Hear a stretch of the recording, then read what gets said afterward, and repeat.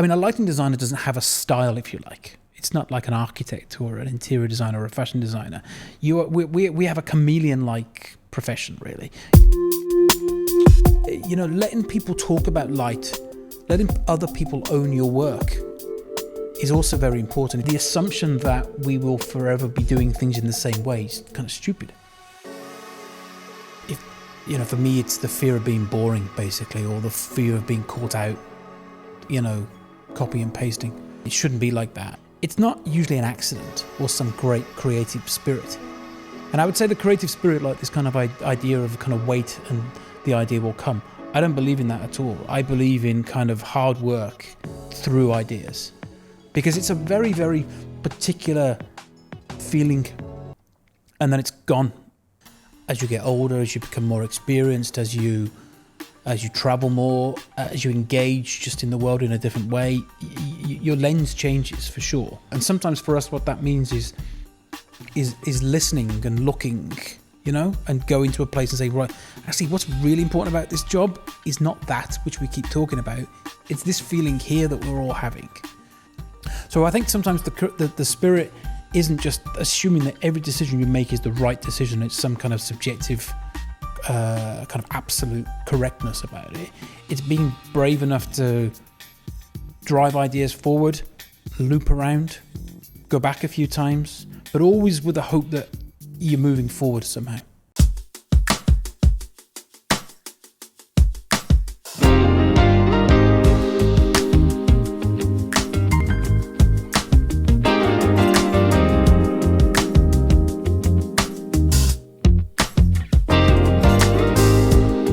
Welcome to the LytePOD, built by LytePOD, the #1 podcast for thought-provoking and inspirational conversations when it comes to the people, the projects, and the process of design, all with a little bit of love for light to go along with it. I'm your host, Sam Koerbel, and today we welcome Keith Bradshaw to the podcast, all to talk about that creative spirit, that creative drive, how it ignites the true essence of design, and how it might ultimately be revealed and acknowledged by a peer group and the broader community that it serves.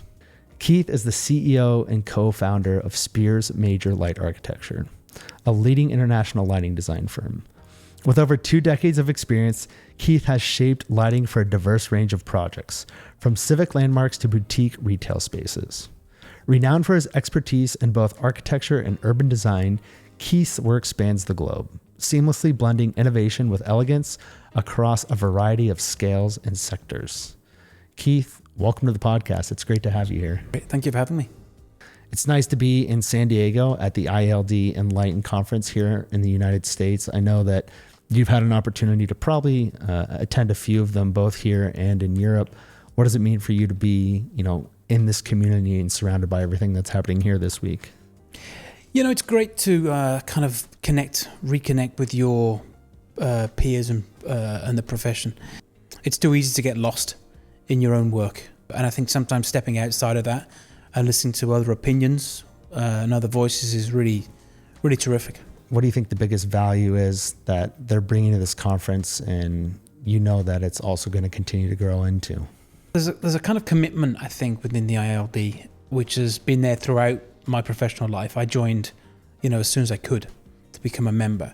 And it's something I kind of hold quite dearly, actually.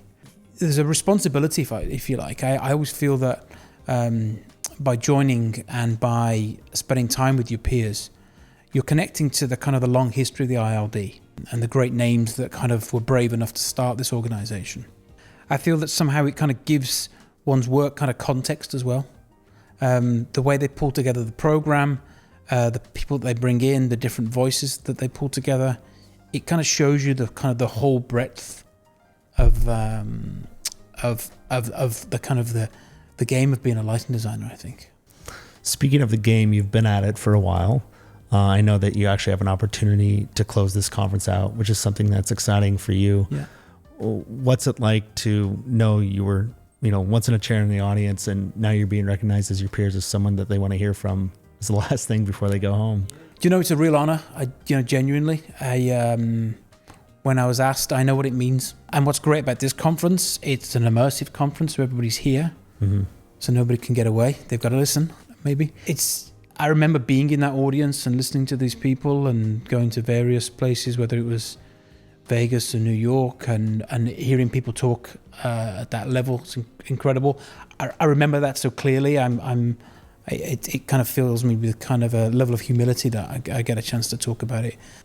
And I think it's important to remember that, even when you've got great content, great stories to tell, maybe, to kind of continue to express a kind of humility and respect for the profession that we're in. Speaking of great stories, there's a story here to tell today, and it's around what being creative means. That creative spirit, that creative drive. I suppose that as a kind of person involved in any creative area, you're kind of looking for your outlet somehow. And you can, there's various ways that you can test that. And then through, a certain amount of planning, a lot of serendipity, you find yourself in a kind of creative place. And that creative place isn't just working in a studio, certainly. And I've always taken working in a studio really seriously. We are a kind of team of creative people. And if you like, my job is to make sure the creative spirit within the studio is always alive, because there's many reasons in a kind of busy, dynamic commercial practice. We work in the applied arts. We've got to make this kind of work out. But I think that the kind of the creative drive is something that I found very comfortable to talk about within our practice. And then we kind of recognize, or I kind of felt this kind of obligation to, as a kind of, as it were, maybe a guardian of our practice at this point, to make sure that we continue to kind of push as hard as possible creatively at every opportunity. That is something that is a kind of relentless force, I feel. It's not a 9-to-5 job. I don't see it as a 9-to-5 job. It's, you try to find a balance between your kind of application of your work and the rest of your life. It's not something that I switch off. I think about what I do all of the time, not in a bad way, in a really positive way, I feel. With that kind of commitment to the work, that you're not afraid to say, okay, are we doing enough here? Do we need to do more? I know we were doing that last week, but is it still the right idea? And if the answer is yes, fine, but we need to kind of go back and retest it. So I think sometimes the spirit isn't just assuming that every decision you make is the right decision. It's some kind of subjective, kind of absolute correctness about it. It's being brave enough to drive ideas forward, loop around, go back a few times, but always with the hope that you're moving forward somehow. It's the testing. It's the willingness to try something and know that it's not providing the right outcome. It's the willingness to say, well, I haven't solved this problem before, or I solved it, but it was in a completely different application. Yeah. And I'm not quite sure if that's what we're going for here. Yeah. When you kind of look at that landscape of creativity, how do you feel like that creates that inspiration? I think that one thing which isn't maybe spoken about enough in design is when you kind of experience something that feels kind of right and appropriate. It's not usually an accident or some great creative spirit. And I would say the creative spirit, like this kind of idea of kind of wait and the idea will come. I don't believe in that at all. I believe in kind of hard work through ideas. And by doing the miles, by thinking about it, by being willing to put in the time, something good will come. And what you're doing in the meantime is that you're researching, you're understanding kind of what's relevant about a project or a place, and then somehow inside of that there's always a kind of kernel of an idea that then leads it forward, which means that all projects are different. We're a project-based company. We don't do repeat work. We're always doing stuff which is unique in its ambition, and our response to it should be equally unique. Part of that for me is really understanding what it is that at this moment in time not 5 years ago or 10 years ago, would we do on this project? And that, in a sense, is a wonderfully creative, inefficient process. The word inefficient makes me chuckle, right? Yeah. Everything is unique in terms of the sense that unless you're walking into a big box retailer or maybe a fueling station or something like that, yeah, architecture, the desire is always to be different, right? And if architecture embodies the built environment and design and light within it, of course, there's going to be an inefficiency, yeah. But the inefficiency is almost what becomes romantic about it, and also intriguing enough to feel this creative desire. Well, it's all about kind of, I suppose, your it's to do with the lens in which you see the world in, which changes all the time as you get older, as you become more experienced, as you travel more, as you engage just in the world in a different way. Your lens changes for sure.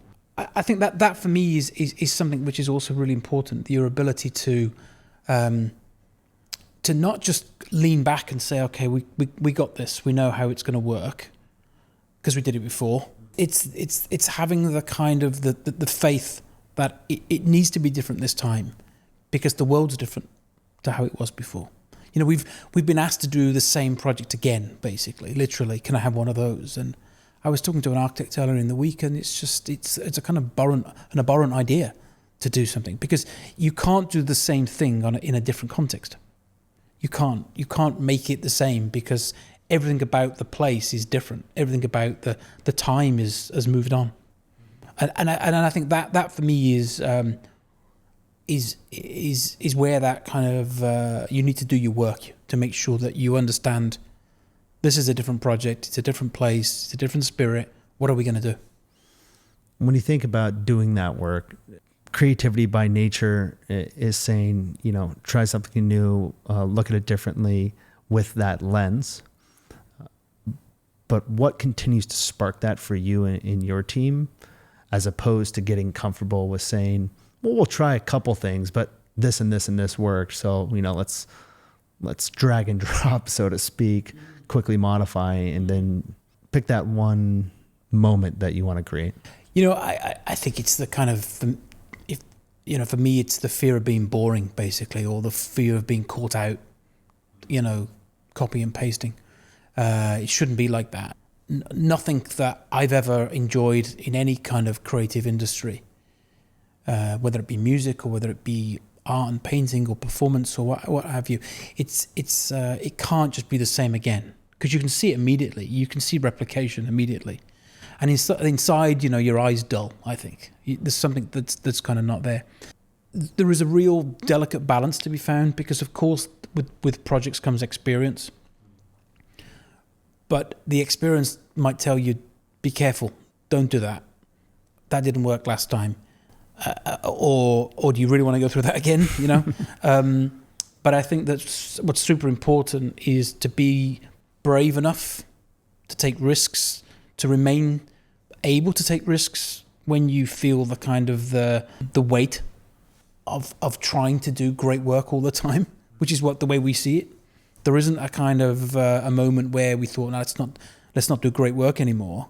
And great work seems to demand, I think, a level of it has to a level of effort. I can't think of anybody who I've got any respect for who's kind of chosen the easy route at any point in any creative industry. And part of that is finding the right level of kind of risk taking. But risk taking is really uncool nowadays. There's lots of reasons why taking risks is kind of is kind of not the spirit in which we live, because certainly in what we do in lighting design,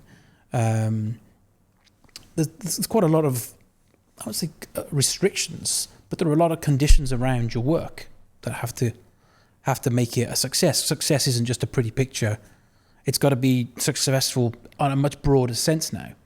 You have to. You just can't turn it off. You can't turn it off.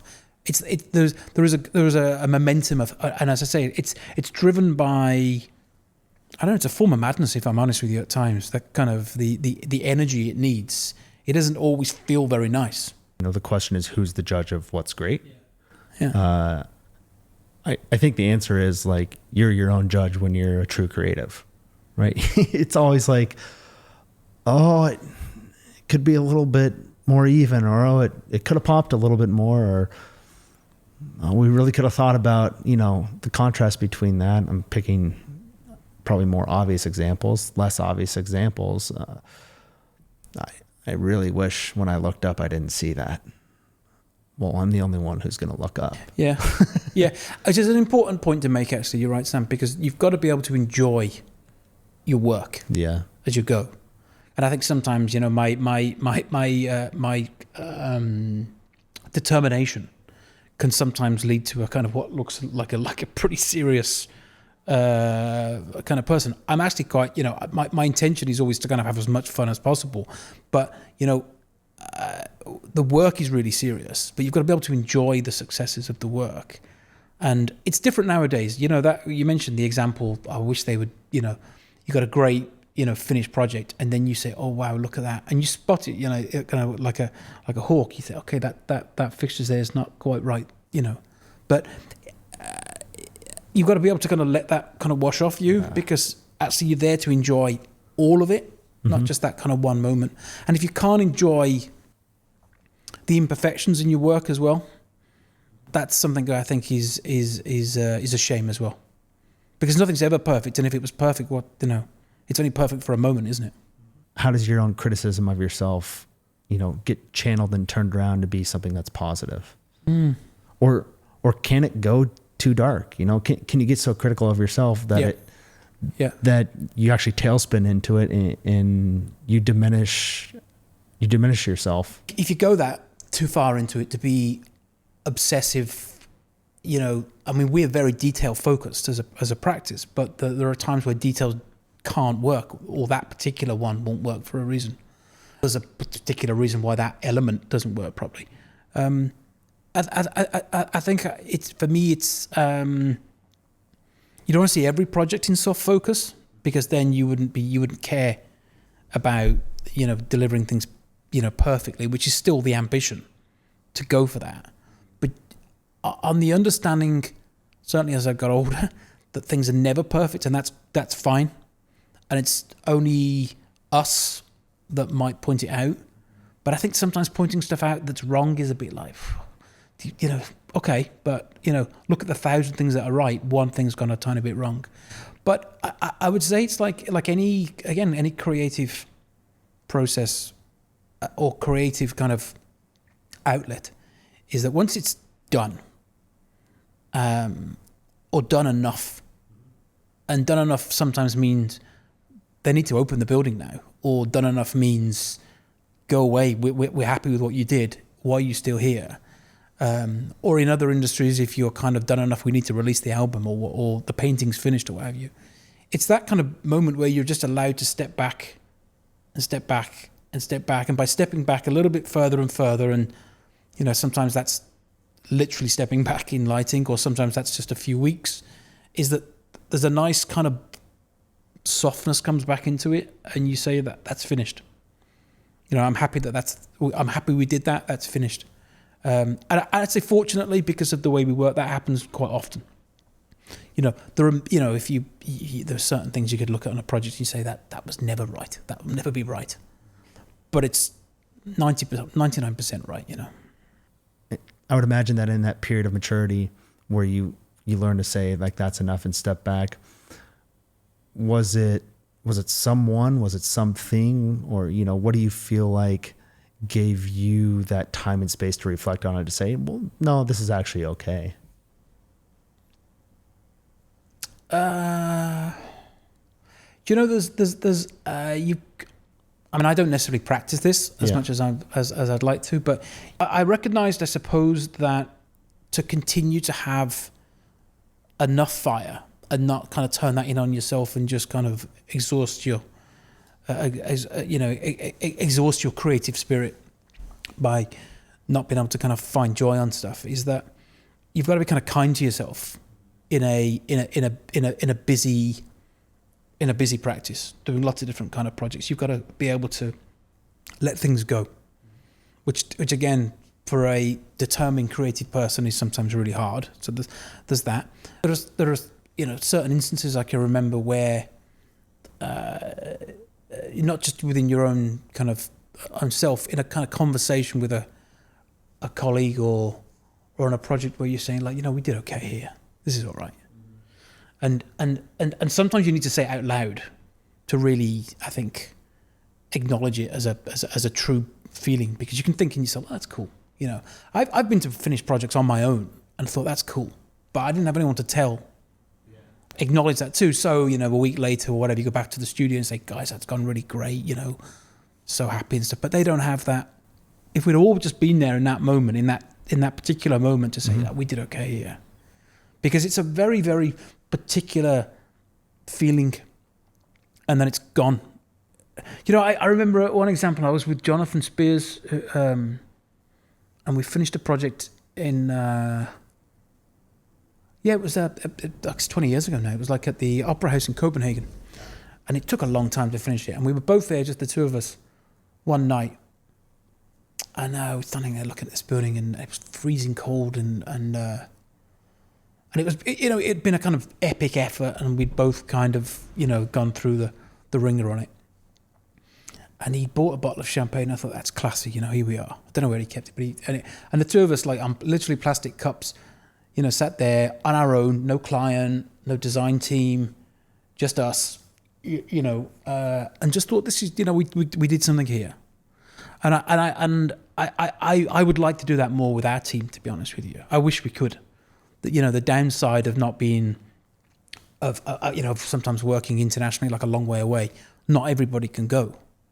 But there is something magic about being in a project, at a project, where you kind of know that you start to stop seeing downlights and uplights and linear lights and all that stuff, which is the paraphernalia of it. And you think, God, the vibe of this is really good. Yeah. This feels like this feels like what we've just finished a project just now, and it's more than the sum of its parts. The vibe of it is really special, and I love that. I love that. The vibe, it's a great word, it's a great phrase, right? That really kind of expresses not only the moment but the environment. But there's something about when and it's kind of good to know that it's possible to deliver on it. Is when you see the way people behave in light, or where you see people kind of immersed in a project, and you can tell that the feeling that we wanted to create, which is really, I suppose, it ultimately kind of underpins a lot of the work, is trying to go through a process of ideas and selection of equipment and drawing equipment and delivering the project, which was ultimately to deliver a feel, really. And I think that's the bit that sometimes is kind of, the whole process of doing the work, sitting in the studio, sitting on the video calls, traveling to site, it's all a means to an end, really. You can sometimes, it's not the real job. The real job is delivering it, getting the project out of it. Projects don't happen overnight. They take time. They certainly take senior leadership. They take a multitude of different experts, especially in the modern era of design. How do you feel that you can assure not only yourself as a leader, but also assure that team that everybody is invested in that creativity from a standpoint of it's necessary, it's required, but also, there's very little judgment in terms of like, well, what comes from where. It's just important that the best foot is put forward. Yeah. It's certainly hard to sustain the energy through the length of an architectural lighting project. Partially, we often have to think about making good decisions that we know we can refer back to as we go forward. And sometimes as we go forward is a year, 5 years even. And I think what we do is that we kind of often establish kind of core principles of the design. Like something we really want to do or is really important or is a real kind of marker that we're aspiring to achieve. And it's not necessarily how we're going to do it or what the concept is even. It's pre-concept. It's almost like, what's the kind of fundamental things that we want to do? And what we found is those kind of anchor points keep you quite nurtured through the length of the job. Mm-hmm. So when, for whatever reason, the building changes, ownership changes even, somehow the job needs to be different, which happens all the time. There is not a straight line in any project. That you can kind of go back to those kind of core principles and say, well, that's going to hold the job together still. So let's build a new concept around these principles. Because if you design in a way where you just say, okay, here's the concept, and then 2 stages later the concept doesn't work anymore because something's fundamentally changed to do with the project, you're kind of dead in the water, really. And that's hard to get everybody back up. But if you've got a kind of, some anchor points, it's easier. That just comes from kind of having watched concepts kind of die in front of your eyes and thinking, well, that was a great idea. That's never going to happen. And I think in a way we recognize that there was a kind of higher level you had to kind of start a project from, which is a kind of a vision, really. That's a word we use. It sounds kind of grandiose, but it is a vision where you're kind of anchoring the job around kind of things that you believe in. Or things that are really appropriate. And sometimes for us, what that means is listening and looking, and go into a place and say, right, actually, what's really important about this job is not that which we keep talking about. It's this feeling here that we're all having. Or these people that are here. Did you know that these people come to your project at night? Do you know that this is what the neighborhood looks like at night? Because so much development is done on a master plan by day. So when we work, we like to go to places at night and kind of understand what that place is and say back to people, this is what's important about it. And that's kind of, that's quite challenging on some projects because they just want you to tell you what the lighting concept is. But you actually, more fundamentally, this is important, this project, because of these reasons, As funny as it, I guess, sounds, not really doing anything until you actually have to do it. Yeah. Like you test it, you let it iterate, you keep that vision, you keep that purpose, but you don't really develop it until you know everything else that is going to be required for that to happen. It's probably going to happen. Yeah. It's not getting ahead of yourself. Yeah, there's no, in a sense, I think that... which can be hard when you're creative. Yeah, and I think that sometimes it happens a lot to us, if I'm honest with you. We get really excited and we jump really far forward. And we say, right, here we are, we're moving. We've got some stuff, we've got some material, we've got some drawings, we've got an understanding of what this job is. And then what will happen is that something will change, or you'll go to the site and see something different.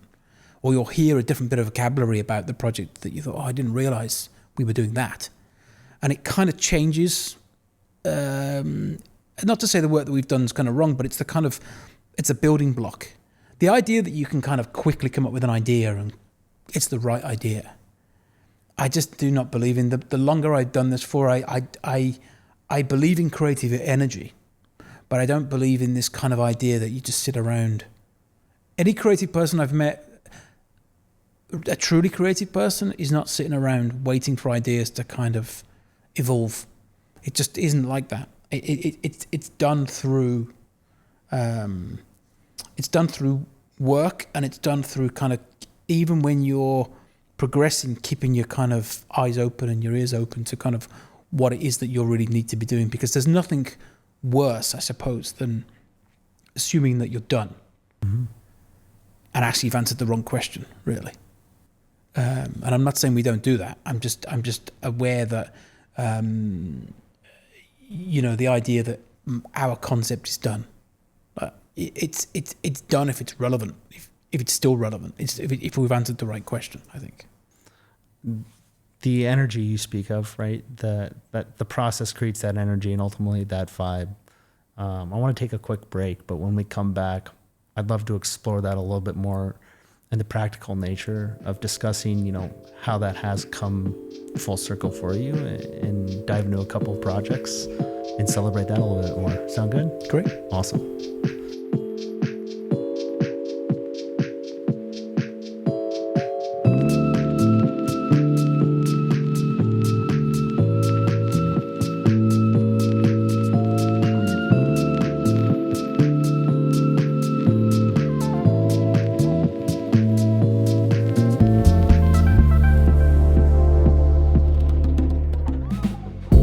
Welcome back. Over the break, Keith and I were talking just a little bit more about not only that creative process, but how it really can come full circle.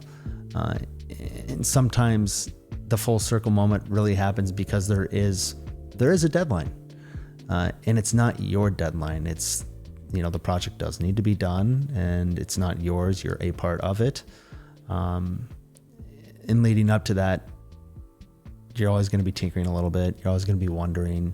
And as you mentioned earlier, that's that vibe, that soft focused look, sometimes maybe has to be a little bit more forced than appreciated.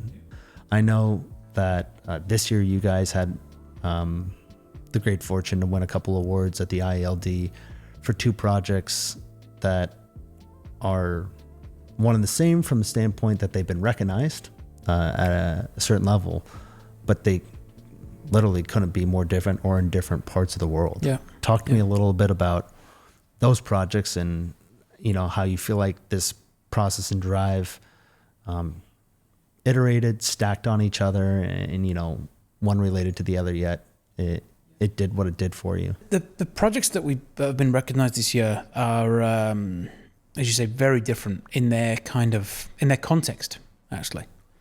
And in a way, they're similar in some ways, but actually the mark of what their success is very different because of their context. One is a renewal of a very famous heritage project in London called Battersea Power Station, which has been interesting as a kind of post-industrial tombstone in London for about 30 years. It was unused. It was a shell. And it sat there, and it was famous because it was on the Pink Floyd cover and all those things. But it had many false starts as a project, but it's now really been interesting for us because it's a renewal project, meaning that there's a celebration of the original core of the building, the architectural heritage of the building, the fundamental things of being an old power station, like cranes that get celebrated. We love lighting industrial architecture, but it's a very elegant 1930s piece of industrial architecture, which is now reused as commercial space, F&B, retail, lots of really nice residential. So it's a really kind of, it's a rebirth project in many ways, and quite transformative because of where it is in relation to the city. The other project is it's hard to describe actually. It's on one description, it's a park, a public park in Chengdu, China. Chengdu has a green belt around the main city, and all the development has to respect that when it goes into this kind of green loop that goes around it. So the ground floor is open civic public space, whereas actually what's kind of sunken beneath it is a very large scale retail environment of kind of mixed. Some of it's fast fashion, really inventive, really creative. Some of it's much more kind of classic. But what's kind of fun about it is this ability that it's got these kind of 2 personalities blending together, which are create an energy. Definitely, it's not one thing or the other. It's kind of both. For us, the reason why we enjoy working on these diverse projects, and you literally are working on them obviously within hours, minutes of each other. You're developing projects at the same time. That's the way it goes. So you have to have a kind of reset. Where are we? We're in China. Okay, where am I? I'm in London. Okay, what are the issues on this project? What are the issues on that project? It's a lot sometimes to kind of keep up with that. But the reason why we are proud to be recognized for them is because every time we put something in front of our peers, we want to be able to say this is interesting. We believe this is interesting work. It isn't just similar to something that's been done before or another version of it. There's something unique and progressive about this. And I suppose what drives us forward, to come back to the point you made before, was we're looking for work that moves us forward as well. it's important that we, certainly I think with the IALD awards, which still mean a lot to us. They're peer reviewed. It is the world stage. You're connecting to a long, rich heritage of extraordinary projects. So to be in that field is a mark of a certain kind of quality, thankfully, in your work. But what we like to do is to make sure that what we submit isn't just the work we did that year or the work we finished that year. It's not like that at all. There's years that we don't feel that we've done something which is progressive enough for one reason or another, not through intention, but just the way it kind of worked out. But we put forward projects, a select few projects that we believe are move us forward, maybe move the profession a bit further forward, develop the conversation, recognize what it is to provide, exciting lighting projects, whatever exciting might mean, in different parts of the world. That's kind of what, in a way, keeps us going, if you like. It's the deadline, if you like. It's having the focus. And in a way, when you submit to the IALD awards, it's almost like you're offering up to your peers, like, is this okay? There's a level of humility. Certainly, the way we work, there's a level of humility. It means a lot. And I think that when the level of kind of respect that we have for the IALD award system goes back through our entire history, actually. When you think about the fact that your peers are reviewing this, you're submitting work because it's advancing. You could argue it's advancing the profession because it's trying new things. It's exploring that creativity. Sure, it's your firm, but it's not like it's the top award every year or even wins, right? You do have a reputation, and that's fortunate, but it's also been built through all of that hard work that you mentioned, not sitting around twiddling thumbs waiting for the checks to come in, so to speak. How do you reflect on all of that and smile and appreciate the fact that that can create some validation and maybe even a little bit of relief on the tactics behind the studio and the way you approach your profession? I suppose we can only do it one way. So it's not actually tactical. It's more it's a kind of belief system, I think, which underpins it. It's great that, I don't want kind of to sound like there's false modesty in this, but it's great that there is recognition of a body of work, an ongoing body of work. Mm-hmm. That has kind of come from this belief system, that what's important are the kind of the ambitions of the projects uniquely, that we want to make every project as special as it can possibly be, and challenge what that might mean, and never be kind of lazy to say, just use that again, we'll have one of those again, because it doesn't work. Just doesn't work.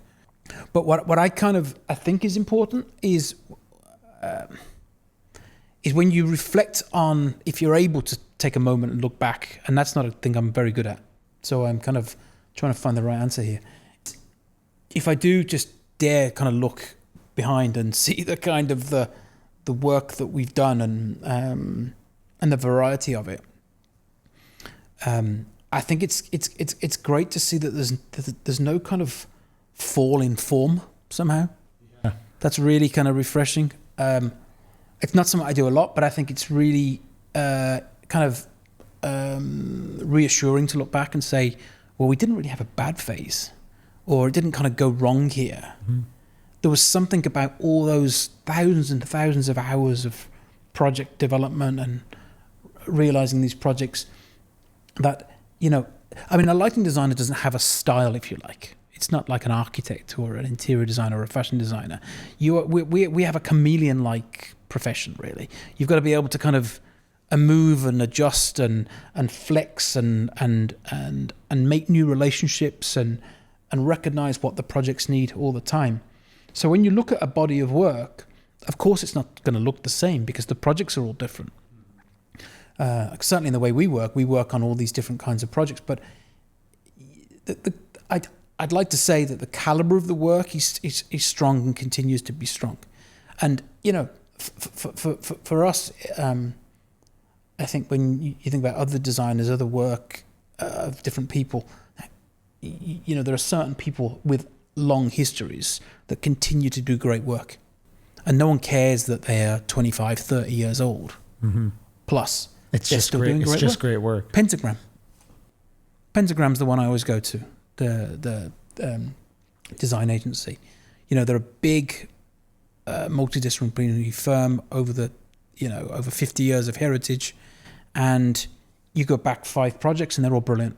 You go back 50 years, they were brilliant. And I think that for me is something in our business. We are kind of multi-generational.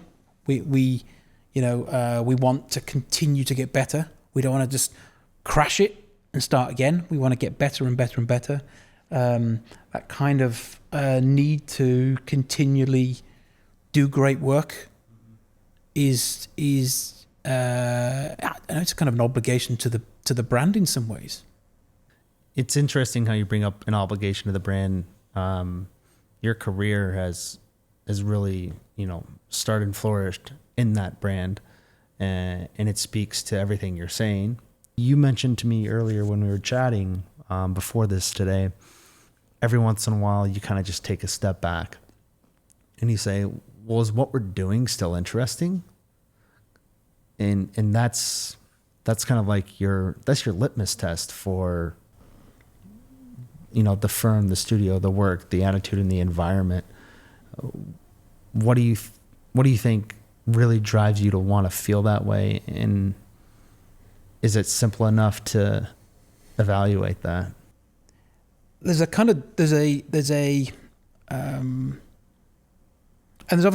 balance to be found with this, because you've got to be able to enjoy what's going on as you go, but being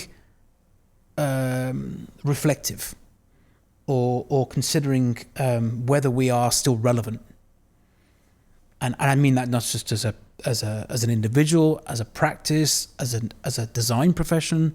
You know, in the years that I've been doing lighting design, even it's changed a lot. It continues to change. You know, for me, certainly from the way we worked in the UK, we were a disruptive industry. Lighting design was the disruptive industry. You know, we were kind of fitting in between people that were already doing lighting in one shape or form. And I think that as that morphs and changes, we have to morph and change with that, rather than thinking, right, we're here to stay now and it's our land, we're going to look after it. We have to morph and change with that and to stay interesting and relevant.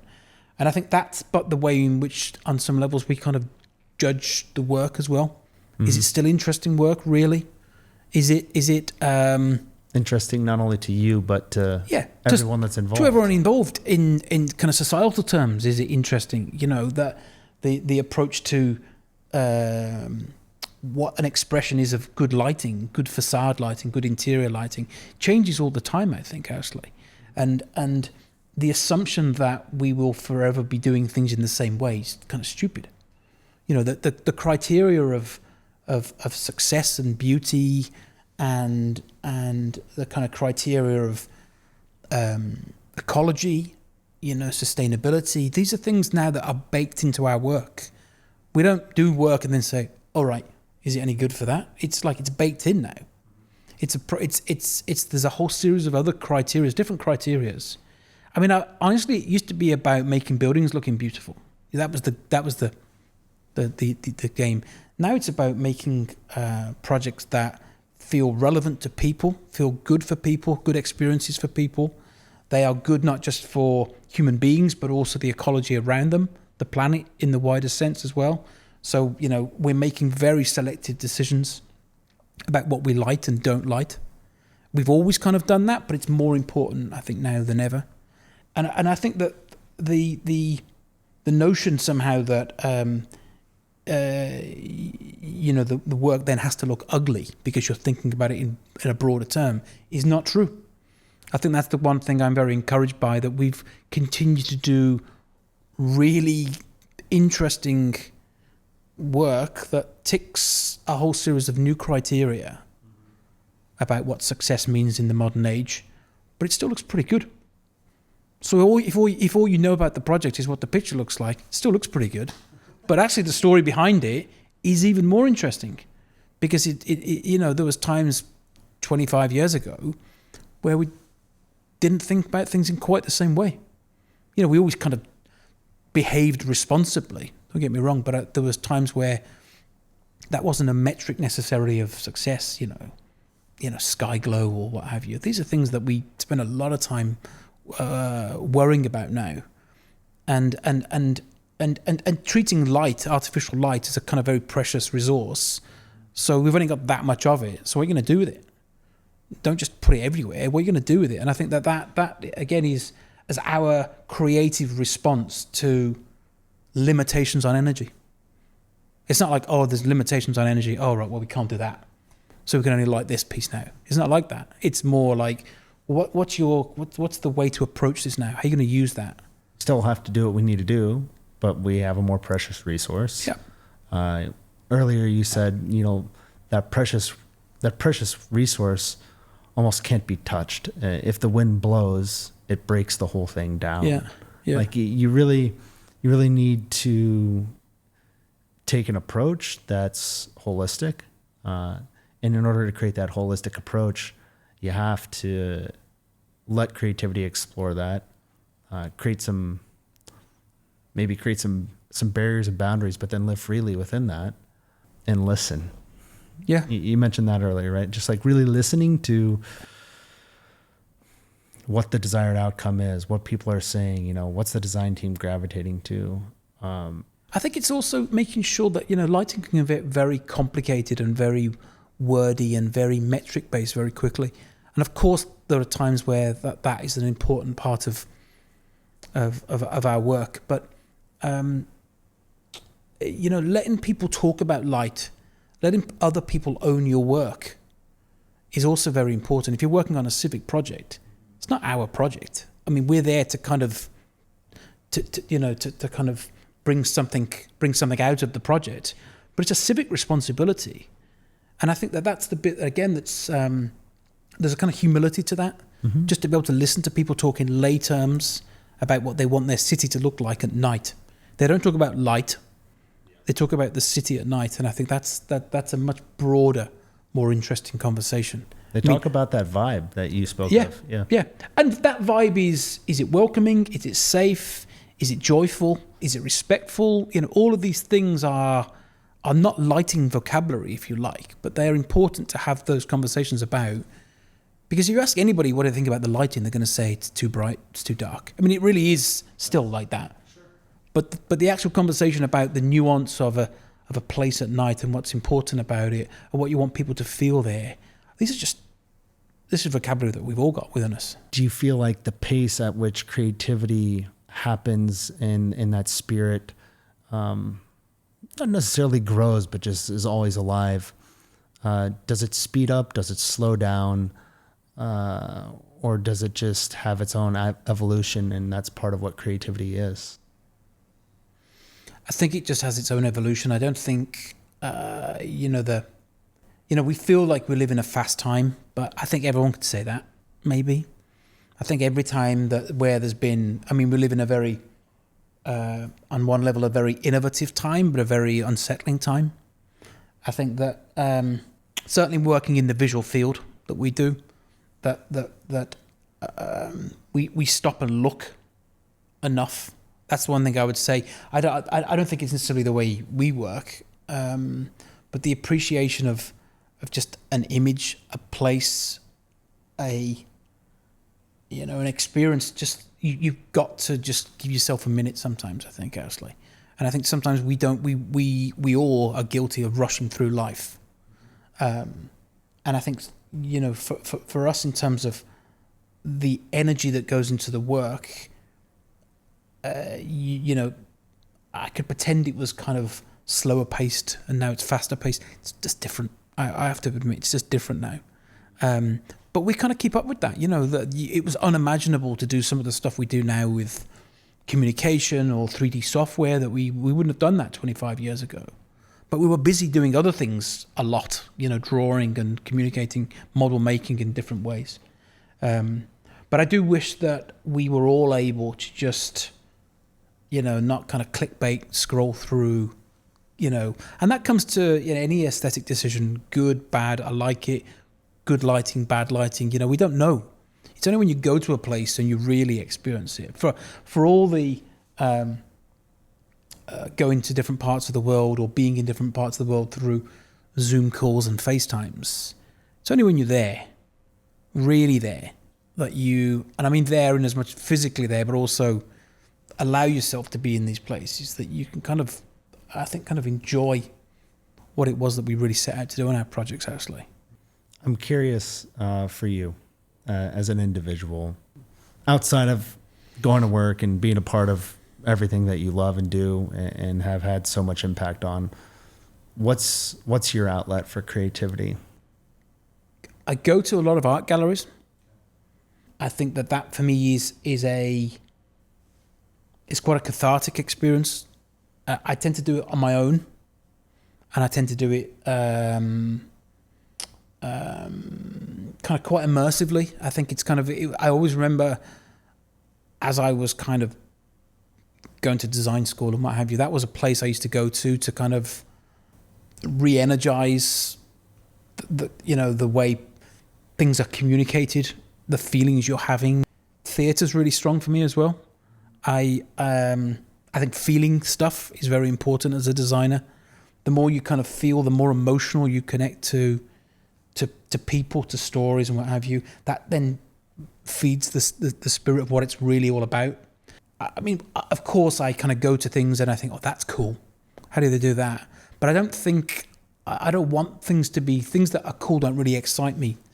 Like, how we could use that. I never did. I don't really think about it in that way, that I see something and think, oh, well, we must do that. Because it's more like I get I have an experience or I feel something. And I think, oh, I'd like to kind of make, I think that's a relevant feeling to have. Maybe we could use that in some way. I think the idea that you're a kind of somehow a magpie and you're picking nice bits of project and putting it all together, I don't think that's really, there's not a lot of integrity to that anymore, I don't think. But it's something I'm very mindful of when I don't do it enough. You think, what's wrong with me, And like most things in life, it's to do with the kind of the lens in which you see it. It's going to be the same. The problem's still going to be there, or the issue is still going to be kind of around, or the problem's still going to be there. But if you can just find a way to kind of, refresh, I think you've then got the energy to kind of move on. It's inevitable you get drained when you're creative, right? You can get obsessive over those details. You can get obsessive over, well, I wanted this to be there. But then it lives beyond absolutely has what to. You have. Absolutely has to. I mean, we never quit on a job. We're absolutely committed to it. There's times where we, right to the very, very end, are still saying to the client, let's just come back one more time. Let's just double check that. Let's just make sure. That's just about the integrity in which you kind of approach your kind of work. But I think it's also very important to be able to kind of let go as well. The only thing that bothers me, again, with the kind of the fragile world of light, is that if you're not careful, you can break it really quickly. And our job is to kind of make sure it gets all the way to completion, and we're there all the way, trying to remove all roadblocks from that. But once the job's kind of alive, and it's, of course, not ours anymore, it was never ours, but it's kind of in the world, it frustrates me when I see a project not looked after properly. It's to do with kind of the authorship of your work, is that if you're if you're a craftsman, your work will be the way it is, and you can kind of pretty much guarantee that. Lighting can be, not looked after, not relamped properly, not controlled properly, and suddenly it's not your project anymore. And that's I suppose just the beauty of it, the tragedy and the beauty of it. That ephemeral thing that was so beautiful has then gone because it wasn't kind of cared for. I suppose that's the flip side of working in lighting, isn't it? I want to thank you for kind of unpacking this beautiful story around what it means to have a creative spirit. It would be surprising to me if this didn't inspire at least one person, or at least arise a question. If people, want to pick your brain on something that we discussed today a little bit more, or just have a follow-up, or want to share their own thoughts, what's a good way that they can get in contact with you? But the easiest way is for socials. It's the easiest way for us is Instagram, through the company one. We read all those comments, some of the unkind ones. But if anyone wants to talk about it, that's a good space. Or just contact the studio. We're more open than people kind of realize. I mean, we have an intensity because we work so hard, but as soon as you ask us a question, we'll engage in it for sure. And I think that's important because in a way, there's so much comment goes on in the world, or opinion. You've got to have a chance to be able to answer it sometimes, So anybody who wants to know anything, just reach out. Keith, thank you so much. You're welcome. It's great. Thank you for your dedication to the IALD too, and everything that you do to support them, and getting up and speaking on stage and inspiring the entire crowd at the end of this conference as well. Good luck. We'll talk to you soon. Great. Thanks, Sam. Great. See ya. Thank you. Hey, it's Sam. Thanks again for listening to this episode of the LytePOD. In case you didn't know, this entire episode was actually also produced with a video attached to it. So make sure wherever you listen to this, you think about watching it next time. It's amazing the connection you'll have when you not only listen, but you watch the brilliant minds who join us to celebrate the people, the process, and the product behind design. Until the next episode, stay brilliant, be bold, and never let your inspiration go. I'll talk to you soon. See ya.